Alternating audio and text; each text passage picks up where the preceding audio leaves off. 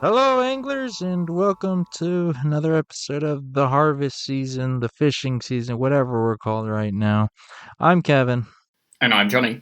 and we're here to talk about fishing games. I don't know if we changed that, made that official. Whatever, it's still fishing month. I think this episode might be the tail end of fishing month. I don't 100% remember the order. Um, No, this is week 2 of fishing month. is it? Is it? Oh, It, I'm, snap. I am I am 80% certain that this is week 2 of fishing month. Okay, never mind. Never mind then. Okay, I had that all wrong. Okay. Um, anyways, so yeah, we're actually going to talk about a specific game this time, unlike last time where we talked about a whole bunch of different mini games. We're talking about a full fishing game, one called Dredge, that just came Yeah, out and we're this year. going we're continuing our world tour, Kev, this month. You know, when we were first on an episode together, we talked about Lonesome Village, which Yeah, was developed in Mexico, and then yeah. we got together and talked about Terranil, which was produced in South Africa, and now we're talking about Dredge, which was developed right here in New Zealand. So Oh, our world tour snap. continues. Oh man, put that on your list of exports. That's banger job, New Zealand dev team. Um, But yeah, before we dive into that, we actually do have a few pieces that was brought to our attention so we can go over. Um, but before that, well, actually, first I want to mention, as always, we have transcripts, show notes, links, yada yada, on the website, harvestseason.club. Anyways, before we get into the news and not Johnny, what have you been up to? What have I been up to? Kevin, you and I became friends through a game that some people might have heard of called Pokemon, right? Um, The one that's dead. Well, I and mean, and it's we, been we've dead sort of since. developed a shared hatred of the more recent Pokemon games. But I'm Yeah, guessing you still own some Pokemon games and maybe some I do. Pokemon merch. I do. Well, I want you to take all of that Pokemon stuff and just set it on fire because Pokemon is dead. It is now all about Cassette Beasts. Cassette Beasts is so good. You turned me on to this game this week, From a and side comment, basically. promise. Yep. This game is incredible. It is so good. It kind of just does everything that I want a modern Pokemon game to do. It's a fun take on the battle system. Like it's not. It's inspired by Pokemon, but I don't think it's fair to call it even a Pokemon clone Yeah, I would because agree it's with doing that. so many unique things on top of the creature catching thing. The vibe of the game is incredible. The music is incredible. I love cassette beasts, Kevin. I love cassette beasts. I mean, okay, so I have not played Cassette Beasts, unfortunately, but I have heard enough discussion, and probably most importantly, I have listened to the soundtrack, which everyone should listen to, regardless of. Surprise, surprise! A game called Cassette Beasts has a banger soundtrack. Um, uh, but no, I agree with pretty much everything you've said. The art style, direction, the vibe, however you want to call it, is very strong. In line with the music. Something that Pokemon suffers from more as time goes on. But anyways, the battle system's interesting because for people who aren't familiar, there's whatever number of types these types of games, but each one has unique interactions, which is pretty crazy and a fun gift. It's a really well implemented system. And a sort of few examples of how it works. It sort of replaces the super effective, not very effective from Pokemon, with interactions that make a lot of sense. And they stick, right? Like so they I find that they really stick in my brain when they happen once. You're like, oh, I totally understand how these two things will interact. So, for example, if a fire type attack hits a metal type Pokemon, it gets like a melted condition, and so its defense and attack get reduced. Whereas if a poison type attacks a metal type, some of the poison is left on the metal and it gets additional contact damage when it uses melee attacks going forward.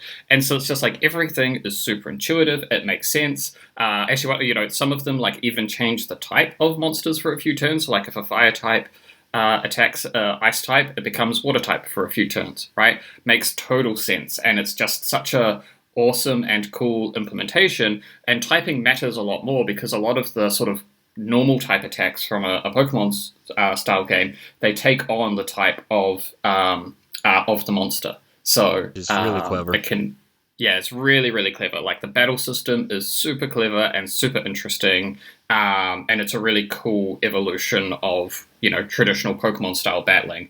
And like in a Pokemon game, I never lose battles. I have lost a decent number of battles in Cassette Beast so far, and it's not that the game is hard. Like it's an easy game, but you can get into areas that are over leveled for you, or you can make a Oh. few mistakes, and then like Mhm. you're leveling up some different beasts, and it's just like, oh, this is not going well.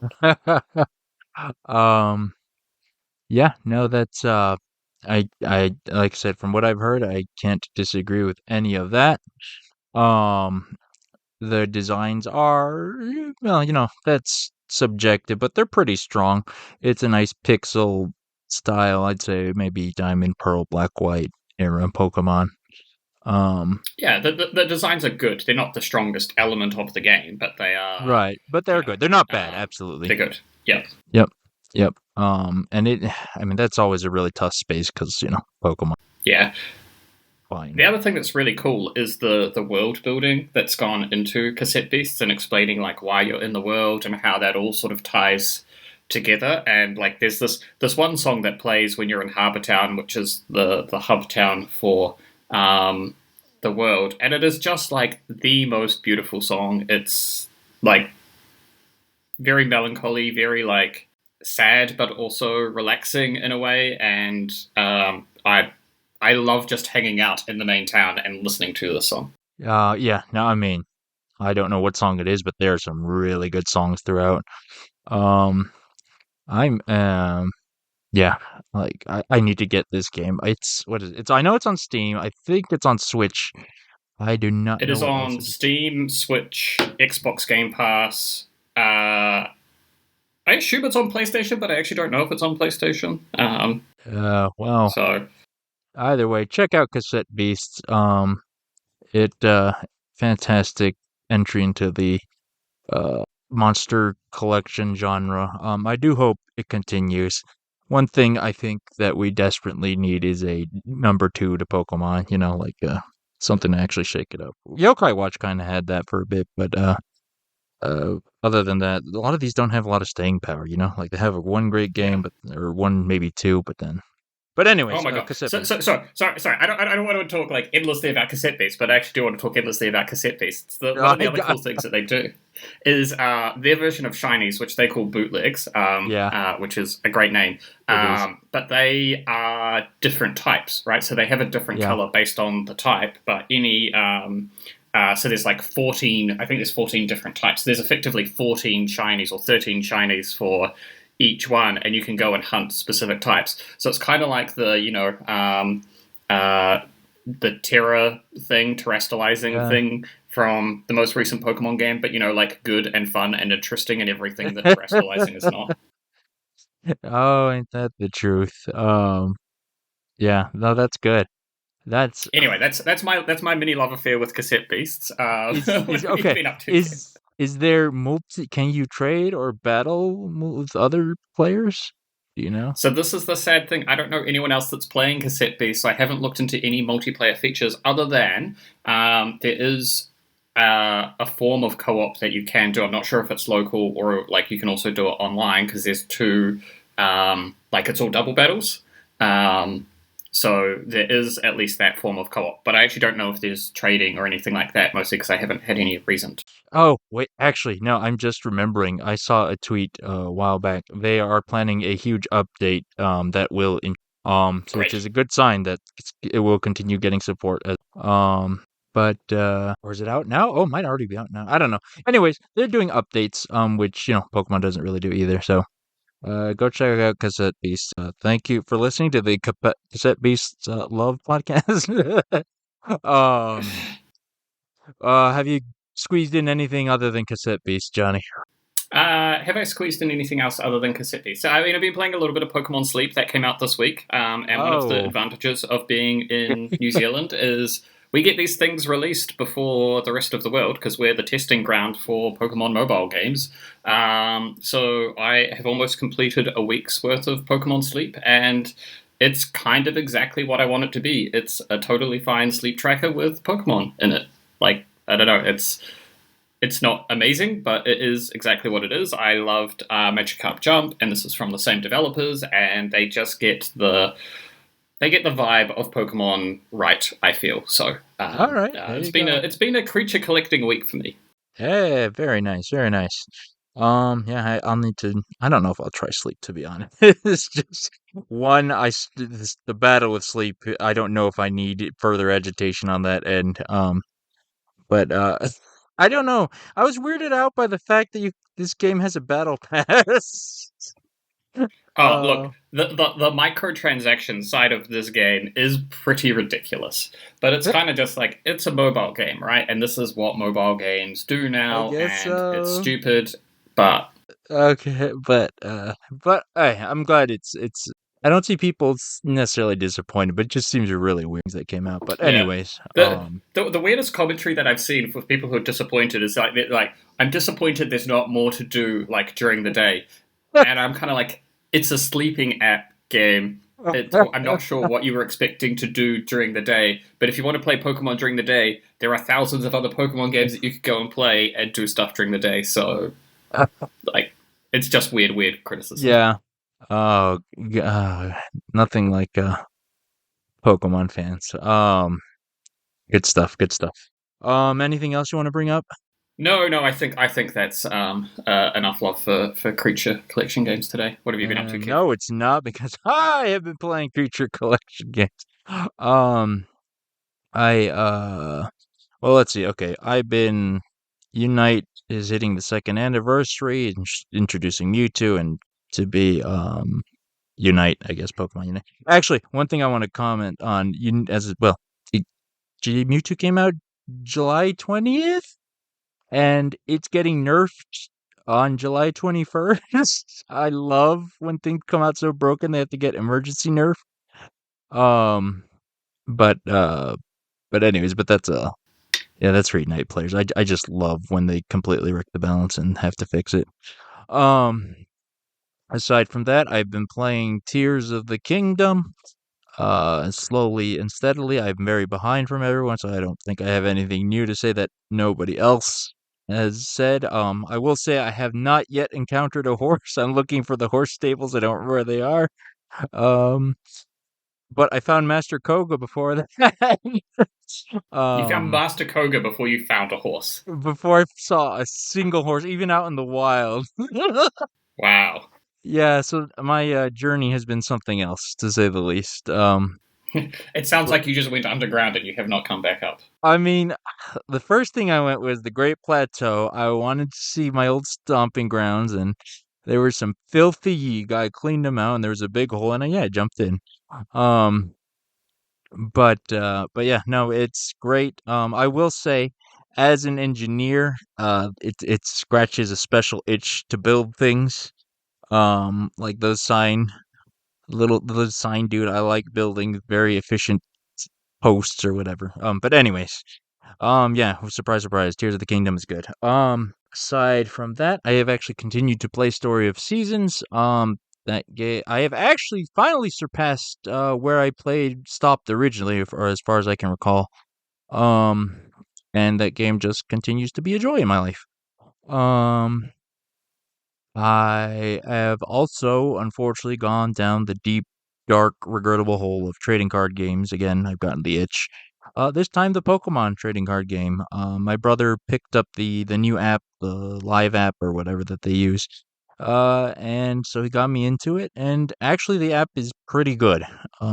It works well, which the old one didn't do.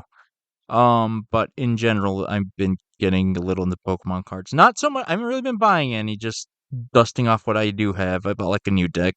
Just having fun with that. But Can yeah. you play like, is the app more like Magic the Gathering Arena or Hearthstone, where it's kind of like very just like focused on random battles, or is it not too bad if you want to like battle, your friends and kind of just putz about?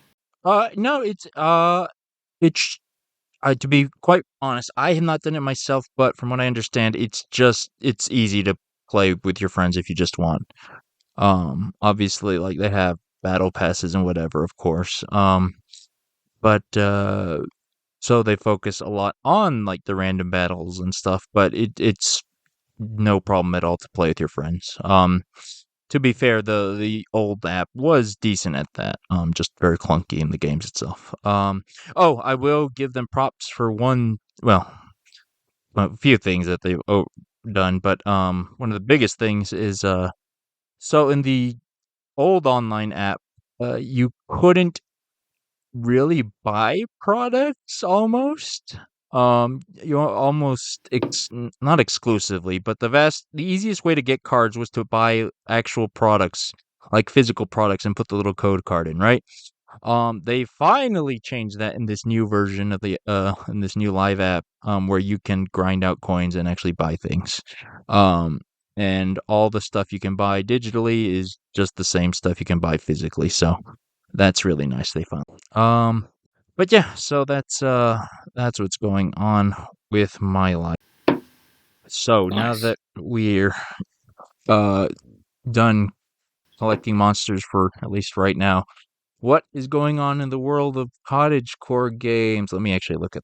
Well, maybe to start with, and I should have actually looked up the dates of when this ends, but there's a cool little Humble Bundle. I feel like Humble Bundle is one of those things I'm constantly surprised still exists, because it feels like it was, really big like 10 years ago, and now it's just like, wait, that's really still going. But they have a Whimsy and Wonder Cozy Games collection bundle that has a few games that have been talked about, if not had specific episodes, but talked about pretty heavily on the show, like Garden Story and A Short Hike, plus a few games that I'd not heard of before. There's something called Assemble with Care that looks like a great little mobile game that I kind of want to try. Mhm. And so that's a current Humble Bundle, and I can't actually see an end date for it. It offer ends in 19 days, so it will definitely still be out by the time this episode comes out. So if you are after picking up some cool, cozy games, this is a good place to start. Yeah, no, yeah, that sounds great. Humble bundles, like the sheer amount of value you get from them always blows my mind. But that's good stuff. Um, let's see what else there is. Oh, Disney Dreamlight Valley getting an update. Is that out already? That might be. I believe this update is out. So Yeah. this is the Dream Snaps update.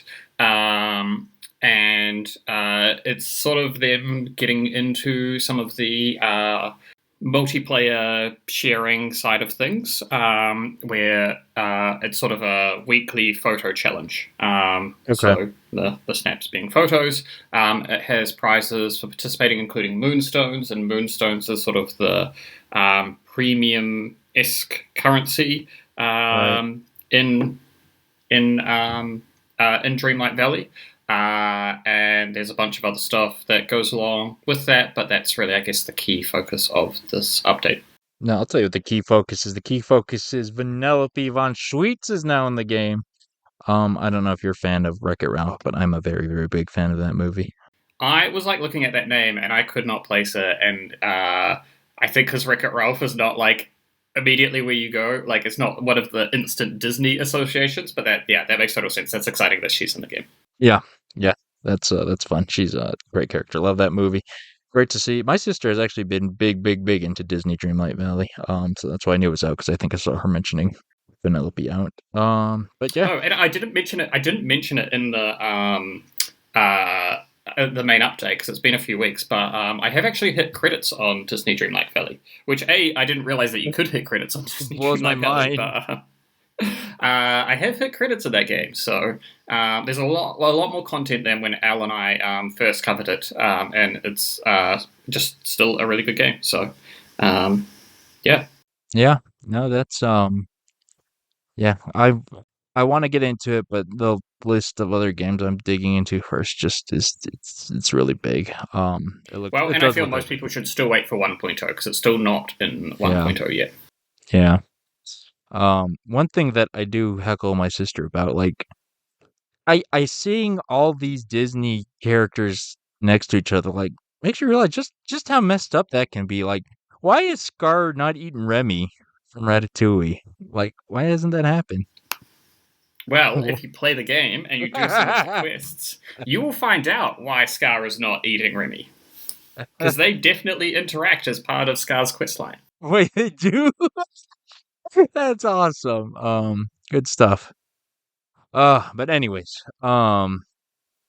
okay, so that's Disney Dreamlight Valley. Speaking of updates to good games, uh, we're reporting that water is wet, uh, sky is blue, and Stardew continues to have updates. Kev, I think that might actually be news to some of our listeners. Given last episode we spent half of it trashing fishing in Stardew Valley, we do actually like the game. No, well, yes, yeah. If we did, yeah, we should be clear. Yeah, Stardew is a good game. Yes. Not the fishing.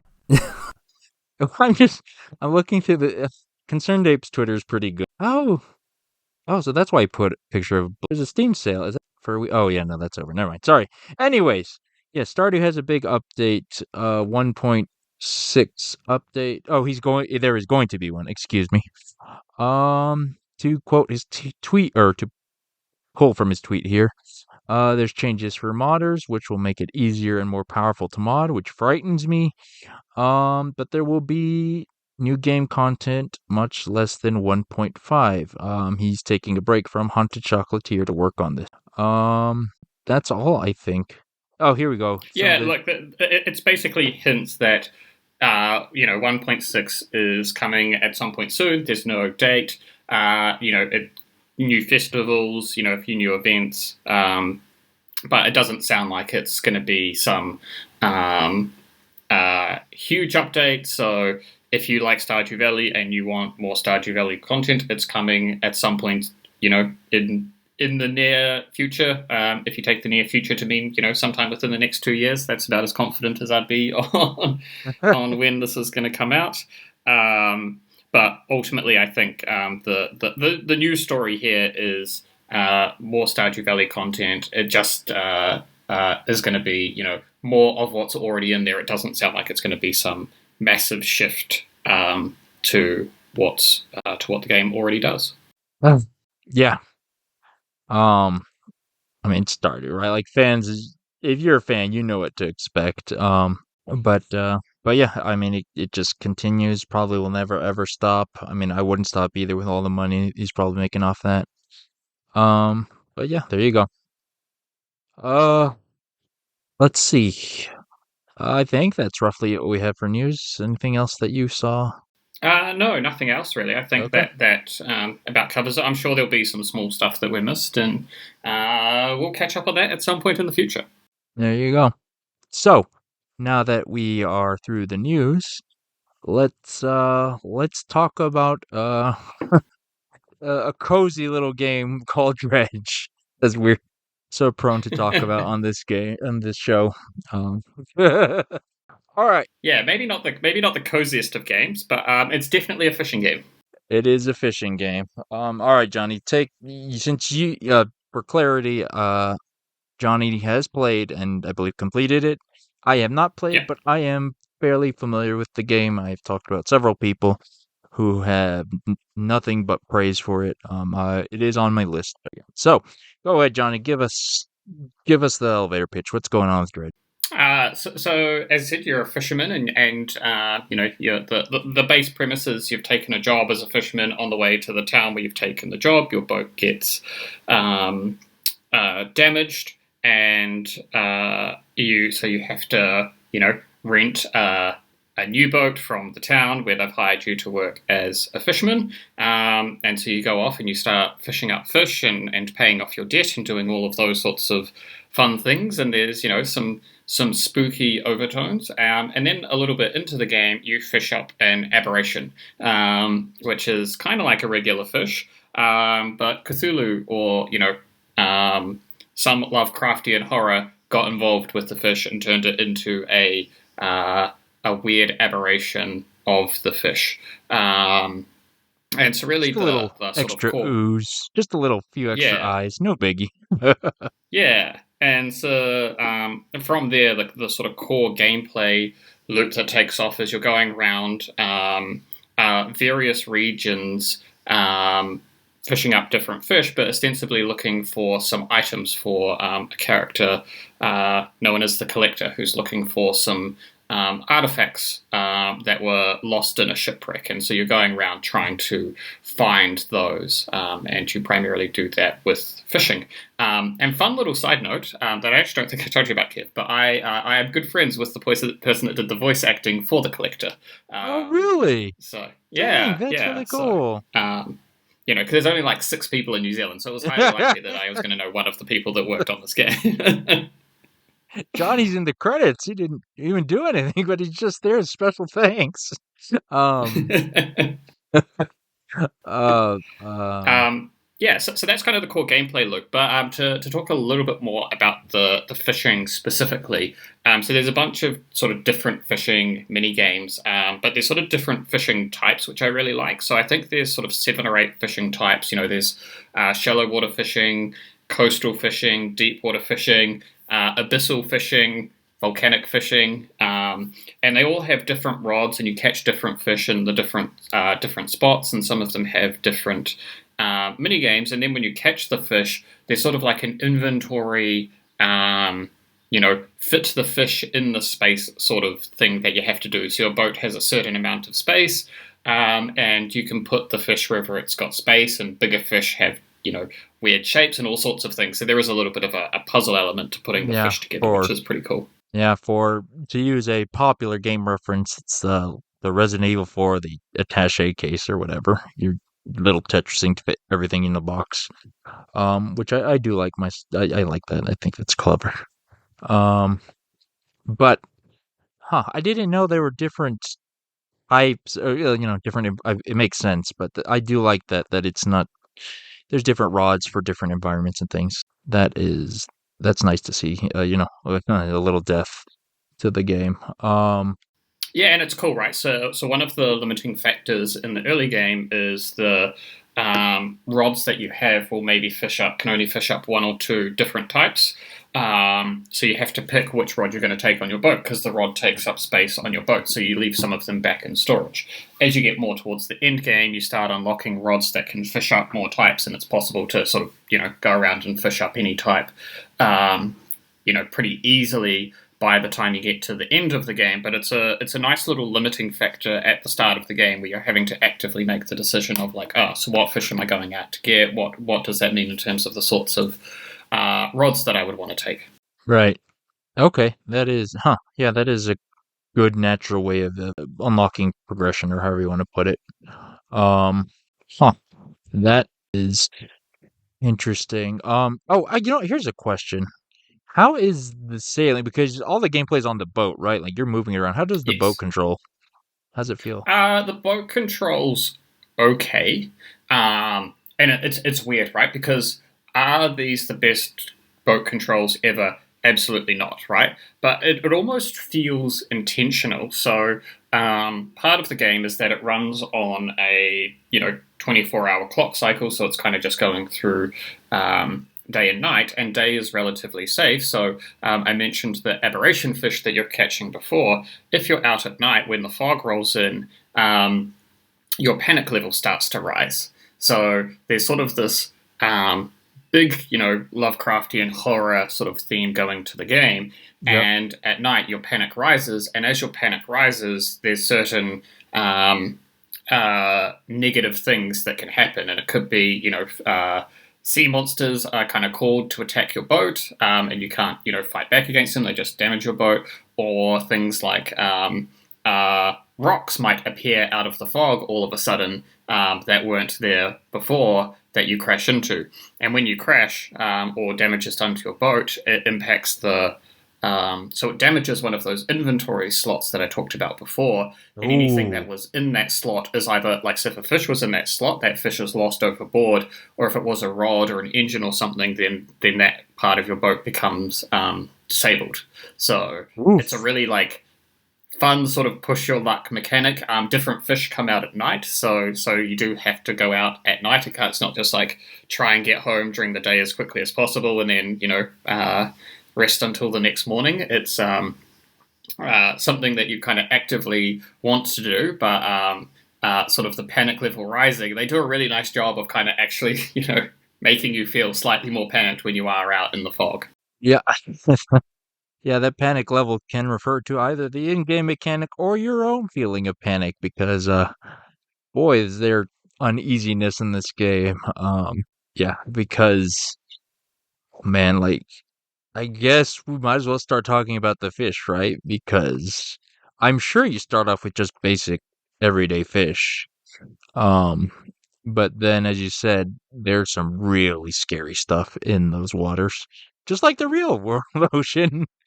Um, Yeah, so when you start fishing, it's a lot of your coastal and sort of shallow water fish that you're um, fishing up. That kind of follows through into the first area or the first sort of area outside of the main hub area that you go. So it's a lot of those sort of fish, and you start fishing up some aberrations. Um, and some of those sorts of things. And then it kind of really opens, I think, when you get to the second area. And I believe you can go to the areas in whichever order you want, but there's a natural order that they sort of push you towards them in, where you start getting the rods to fish up the abyssal and hadal style fish. And I actually have no idea what the word hadal even means, or if it's just something they made up for this game. But at the start, you're fishing up mackerel and cod and squid and eels and just all of those sorts of things. And then as you go on, when it's sort of the abyssal fish, it's a lot of what we might think of as like those really deep water fish. See the ones with like the lights off their head and the really big, sharp, pointed teeth.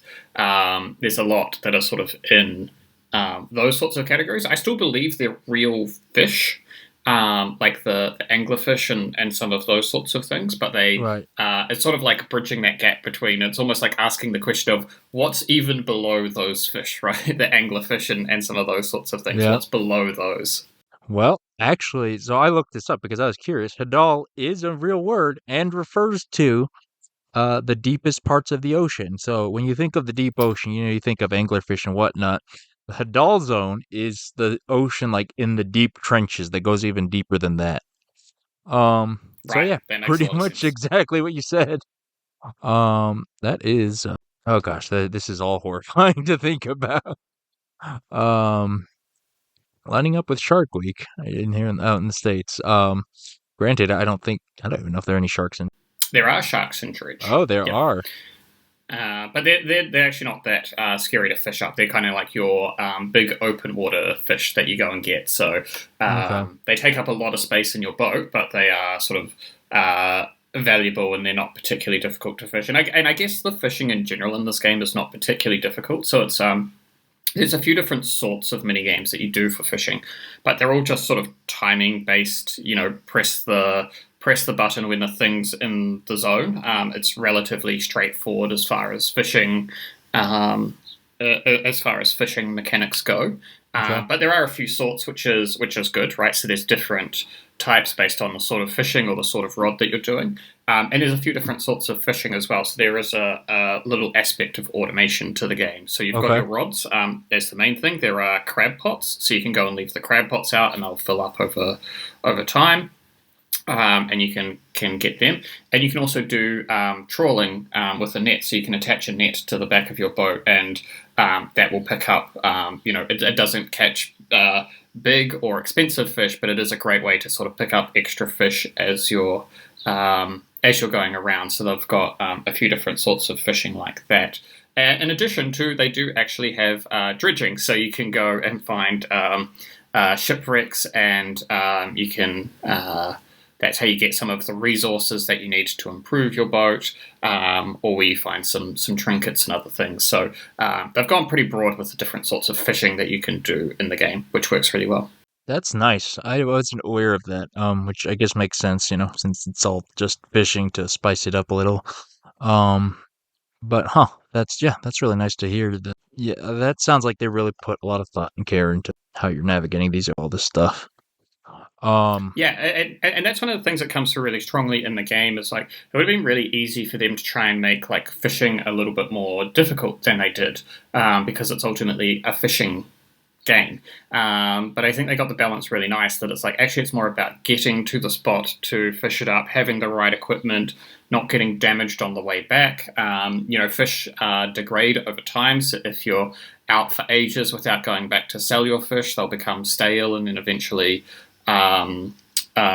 rotten, and that reduces their value, obviously. So they've created a really nice gameplay loop for fishing, and by not making the fishing sort of like obscenely difficult, it's pretty straightforward. And the other cool thing that I've done actually while I'm talking about sort of the gameplay loop is there's it's not a huge component of the game, but there is a nod to sort of like the notion of depletion of fish stock. So whenever you go over to one of the designated fishing spots, it'll tell you how much is in there, and you can totally sort of overfish an area where that no longer becomes active fishing spot, and I think it takes a long time to regenerate. And I don't know if this is 100% accurate or if this is just how it felt to me, but if you sort of take an area that's got lots of fish and you fish it down to medium, that will regenerate relatively quickly, but where it's low fish, it seemed to stay low for quite a long time. So it feels like there's a little sort of nod to like trying to get you to not overfish a spot, which was nice.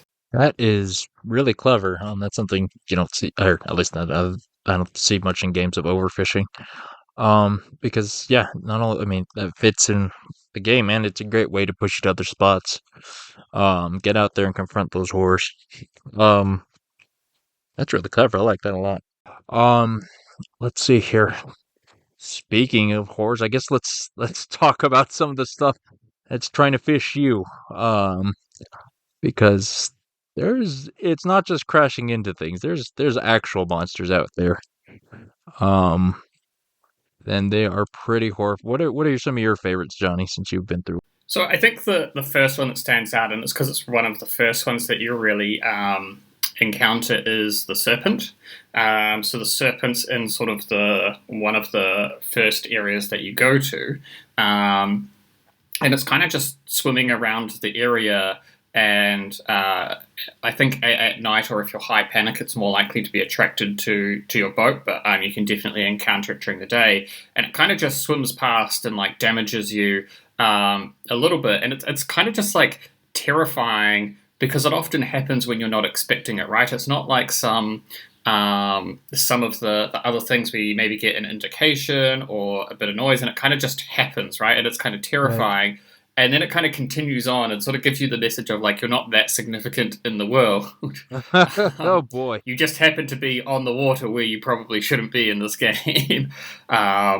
So that's probably the one that sort of stands out the most to me. There's the phantom shark, which I think you usually encounter that in the open water, and that tends to do some decent damage to the boat. Those are probably the two that really sort of stand out, and I think a lot of them you're more likely to encounter with high panic, or Yep. there are some abilities that you unlock throughout the game that can also help you sort of avoid some of the. Huh. That's nice. I believe the phantom shark will only appear with high panic. Just salt in the wound. But Yeah. that's good Oh, to actually, hear. the other enemy that is very annoying are the crows. So Crows. What? there are yeah from time to time there are some like phantom crows or birds that will appear. I think they only appear during the day when you've got high panic. So your panic sort of like can stay high throughout the day, but being in the daylight does reduce your panic. But they will steal. They will steal fish from your boat. So they're they're very annoying, and that if they're sort of like you might be getting a fish for a specific quest or something, Oh, and the that's crows always take the fish that you need. You might of have course, 10 fish on your boat, and they'll just take the one that you need. of course. I wonder. Part of me would say that could almost be intentional with how this game likes to bullet. I had no idea that the seagulls from Finding Nemo were in the game. um, oh man. Um, I will say again, I haven't played it, but the one I've seen slash heard about that I like is the boat anglerfish. Apparently there's like a big anglerfish that looks like a boat at a distance, but then when you approach it, it's actually just a giant anglerfish. I think that's a Yes. really clever concept. Um, but yeah, that's they're really really good designs. Just looking through some of the images here, they feel like eldritch underwater horrors. But yeah, no, it's actually let me. I think I should say this. Like the art direction of the game in general is just top notch. Like what do you call that style? Is that's not cell shade? It's a very soft sort of art style. A lot of brown and orange color scheme for well, I guess it depends on the time of the day, but it has a very gloomy feeling overall, which adds to the Yeah, it game's has a atmosphere. gloomy feeling, and like a lot of the characters and stuff kind of give me like graphic novel sort of vibes to like a horror graphic. Like if I was reading a horror graphic novel, a lot of the characters feel like they're illustrated in a way like I would expect to see in one of those. Yeah, yeah, definitely. Right, because when you're talking to the characters, it's like a more they're what to call them, they're portraits, that's the word. Almost kind of painted ish style. Yes. And I agree, yeah, everyone looks kind of grizzled. Nobody's smiley or happy, right? So it's even the dog I see here looks kind of skinny. Um, but actually, I guess we should are there any standout characters? Like, I don't. This is the one of the things I haven't heard about. I don't know how well written or memorable some of the characters. No, I don't think any of the characters are super memorable or really stand out. Like I think the story is kind of compelling enough, and you know, kind of what you would expect for this sort of game. I don't want to say too much about it because the game's not super long, so it's a really No. easy sort of story to spoil. And Well. I think it's one of the things where you know this is a sort of game that I think you sort of start and you know some people be really into it for the fishing and collection aspect, and some people are like, Hmm. oh, this is kind of fun enough, and I kind of just want to get through the story. And I think I was more in the latter category. Like I don't feel a strong need to go and get all versions of all of the fish. Like there's something I haven't talked about. There's trophy versions of each of the fish, and it's just something that happens from time to time when you're catching it. There'll be like instead of the good zone being green, it'll be golden, which indicates it can be a trophy fish. Ah, the shiny Um, fish. yeah, yeah. So it's kind of like a special category. There was a quest to go and catch, you know, the legendary fish, where each region has a legendary fish, where you have to do a certain number of things to find and fish that up, and you know, I wasn't super interested in doing that. And like as you sort of progress the story, there's lots of side quests in each of the regions to sort of get you exploring the region and to help you progress the main quest, which is cool, and it's a really well laid out game. But you know, I kind of pretty quickly hit the point where I was like, I'm kind of just interested in finishing the story and seeing where this goes, and I don't really feel a strong pull to sort of go back and 100% the game. Because I think the fishing is good enough and it was interesting enough to sort of push through the story and to see how the game ended. And I'm sure for some people they'll be into it enough that they're like, I want to fully upgrade the boat and catch all of the Hmm. fish and do some of those sorts of things. Right. So I think they got the balance right in terms of you know gating enough of that stuff to sort of push you through the game towards the end without forcing you to have to do absolutely everything. Okay. Yeah. No, I can definitely see that. Just from the few things I've seen. I don't. There's not post game content. I don't think, quote unquote, but there's a lot of stuff to complete if you want to keep playing. Absolutely. Which Correct. is Yeah. a really nice Yeah. way of doing it. For sure. Um, and I know we're dancing around the spoilers, but do you want to have a spoiler section? Do you want to talk about that, the ending? Um, because I won't be spoiled. I'm familiar with it. I don't know if you want to talk about it.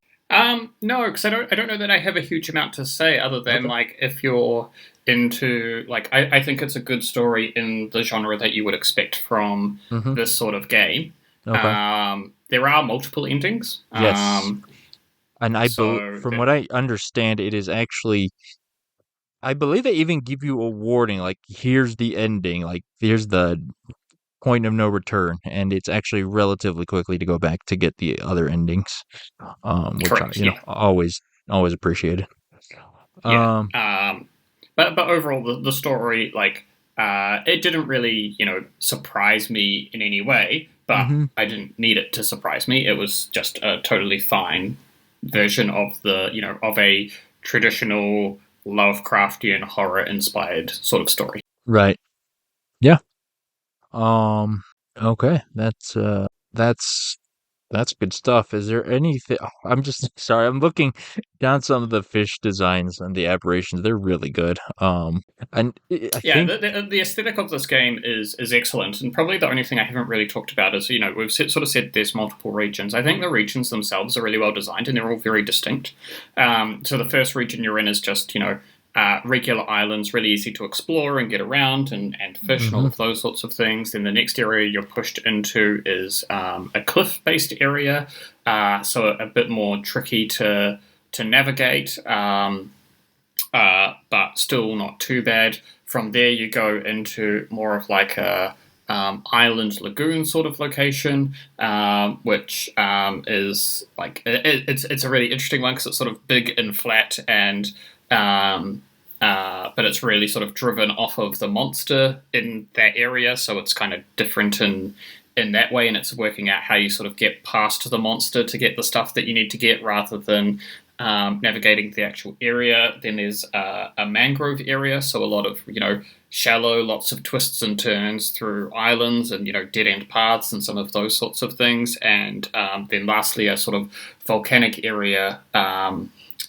Where there's some ruins and a few other things going on in that area. So all of the locations feel really distinct. They're really clear. They're all really different and interesting to explore. And it's just quite well designed in that way that it feels like a really kind of good natural progression if you follow the way the game leads you. But equally, if you want to go and try and do some harder stuff sooner, I'm pretty sure you can go and do that stuff. So I really like the way that sort of the world was designed and how it all sort of fits together. I think it's cleverly put together game. okay, that's that's great to hear. Um, yeah, I didn't even think about like the locations, but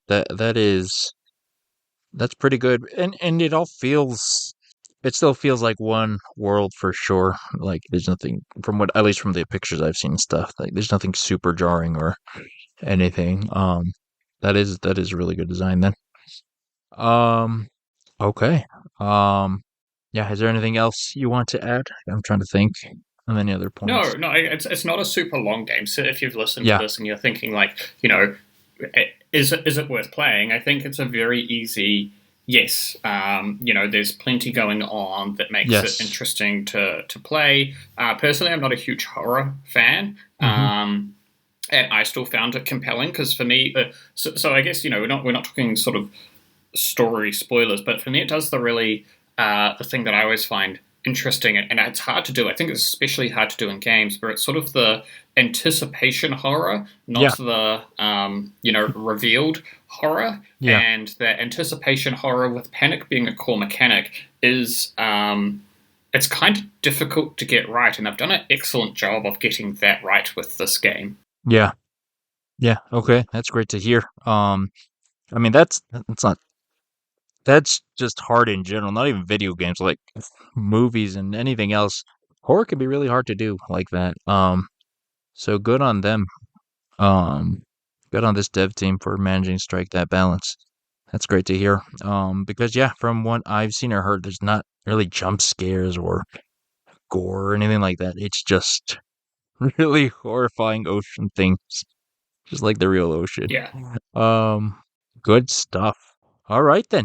So yeah, Oh, that's a actually, yes, one quick thing that I think yes. is worth talking before we wrap up the conversation is some things that I thought about when playing Dredge that I would like to see sort of come back into cottagecore fishing games, Oh, because it's, ultimately, as a cottagecore game episode, last episode we talked a lot about what we liked and didn't like yeah, from fishing mini games, and um, so I think the two things that I really liked from Dredge that I would like to see incorporated back into cottagecore games is one aberrations. is yeah, it is not aberrations. I think I can live with that. I'm totally fine if those don't come Animal back in. Crossing fishing up those multi-eyed sea bass. Um, Yeah, no, I think I'm okay without that. But I like the idea of different types of fishing and that having, whether it's a different rod or a different mechanical or something to sort of actively think about before you go fishing, right? So I'm not aware of, and we certainly didn't talk about any cottagecore games. Like, you might get like we've got a crab pot or whatever, but basically you have one rod and it's just like, now go and get the better version of the rod.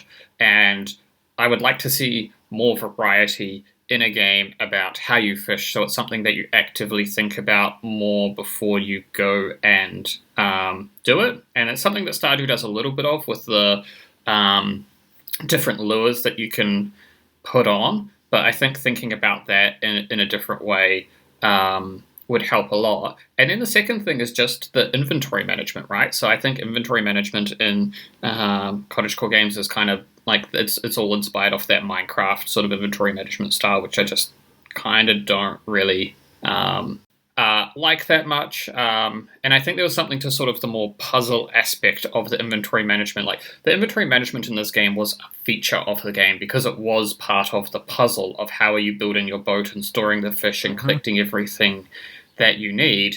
And so that made it not frustrating, even though it's not that much different from inventory management systems that we're familiar with, right? Because it was Right. limited as a natural part of the game rather than just your pockets are this big and that's it. And you can just keep picking up things and putting them in your pockets until they're full, and it doesn't really make any sense because you can carry 10,000 stone in one pocket, but you can't carry 10,000 individual items. Like, it's just silly. Yeah. Whereas this inventory management system was really well thought through. So I would like to see more intentionality brought to those sorts of systems. All right.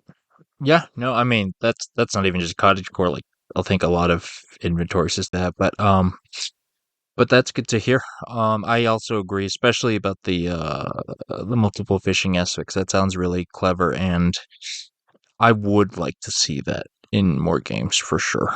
Um, yeah, but unless there's anything else, I think that'll do it for our episode on Dredge. Um, that very very good game. Like I said, I haven't played it, but I can already tell you I've heard nothing but praise. You've heard it from Jonnie here directly. Two thumbs up for Dredge. Go check it out on what is it on? It's on Switch, I know that.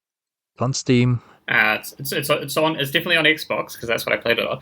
And it's not two thumbs up, Kev. It's three. When I started playing the game, it started growing this extra hand out of my There chest. you go. So three thumbs up for Dredge. There you go. All right, there you have it. So go. That's handy when you play on the Switch. You got that extra hand. Um, all right, ladies and gentlemen, that I think that'll roughly do it for this episode. Thank you, Jonnie, for sharing all these thoughts on Dredge. Um, where do you want people to find you on the internet? You don't want people to find you on the internet, do you? You usually don't. I do want people to find me. I want people to go to patreon.com/tfchesspod, There sign up for the Patreon, join the Slack community, come chat to us about fishing games, come chat to us about Disney Dreamlight Valley and how great that game is. Come chat to us about how excited you are for the new Stardew Valley updates and what's coming there. Maybe some haunted chocolatier speculation, all sorts of things. Or come talk to us about cassette beasts. oh yeah, no that we go down some deep holes on that Slack. Um or most importantly, come chat to us about us. Tell us what we did wrong. What bothered you about the episodes? That's always my favorite part of seeing you message in the Slack. But anyways, also if you join the Patreon, you will gain access to the Greenhouse, our premium exclusive premium podcast on different things that aren't cottagecore. They're about whatever I don't know where our schedule wise. I know we had a few recorded already, but there's plenty of content for you to go through. Um, but if you want to see the regular content Harvest Season has to offer, you can head down to harvestseason.club where you can find all the episodes.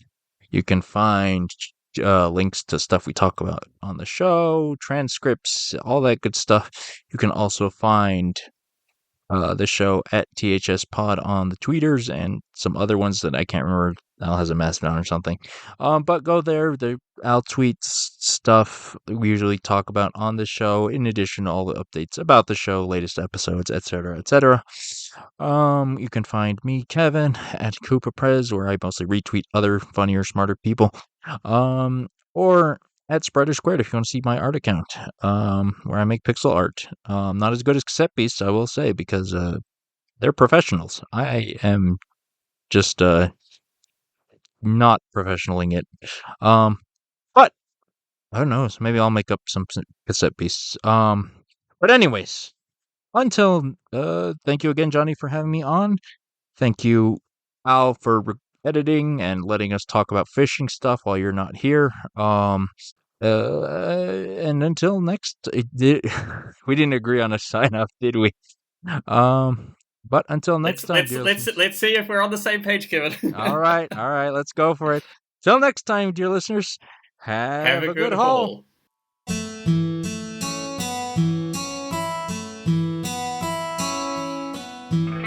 The Harvest Season is created by Al McKinley, with support from our patrons, including our pro farmers, Kevin, Stuart, and Elisa. Our art is done by Micah the Brave, and our music is done by Nick Burgess. Feel free to visit our website, harvestseason.club, for show notes and links to things we discussed in this episode.